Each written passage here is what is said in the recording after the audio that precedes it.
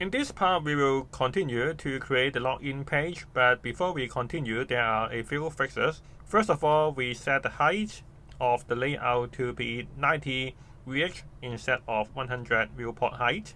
So you can see there are a little gap in between the top and the bottom. And the next thing is inside the id.js, we set the scroll bar, and also we set the max height of 100 VH.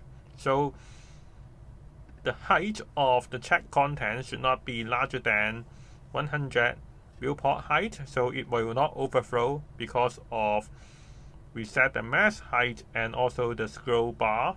So now we continue on the login page. So first we go to the page folders, and which is at here, and then we create a new folder, should be the new file called login.js, and then we type our AFCE, and then we add the style containers, the style div, and which is displayed as grid, the place item as center, so later you can see the WhatsApp icon and the login button will be placed at the center of the page. And we also set the height and width will take the full width, so which is 100 viewport height and 100 viewport width. And we set the background colors as the WhatsApp green. So we change this to use the containers instead of div. So we place containers, and since we use the style component, so we have to import the style from style components and save it. In order to take a look on the login page, we have to go to the app, the underscore app, and then at here, instead of return the whole app, we have to return, and then we have to import the login page. So we import login from the login.js. In real case, we have to check whether it has login or not to return the login, but now because you want to check the page, we return the login page directly. So we save it and go back to our website. You can see this WhatsApp green, and then we're back to our login page, and then we add another style component called login, which hold the buttons and also the WhatsApp icon. And we will make this background color as white and also has some round corners. So we add some patterns and gaps so there is some space between the WhatsApp icon and also the login button. And now we go back to these components and we use the login containers, and then we paste the image.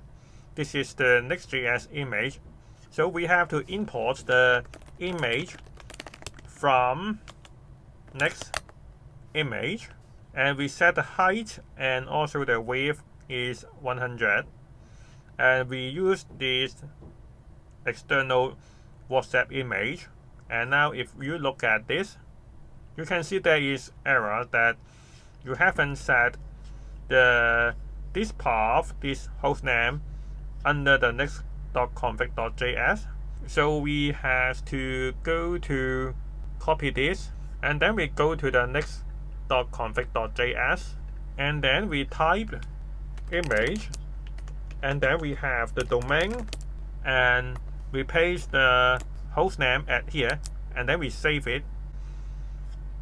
Now you can see the problem still exists because we have changed the config. We have to recompile again, so we have to delete these .next folders, and then we cancel the server and restart the server by yarn dev. And after it compiles successfully, and if you look at the website, you can see the WhatsApp icon displayed correctly. And now we back to the app.js, and it should be go back to the login page. And then we are going to add the buttons, and we have the style, and we use the start icon as Google icon, and we haven't import the button and also the icon yet. So we have to import the buttons from Material UI, and also we have to import the Google icon. So we go to the material icons and we can search the Google, and we click on this and copy this import and paste to here. And after it compiled successfully, if you look at the website, you can see the buttons login with Google already exist. So we can press on this and go to login later.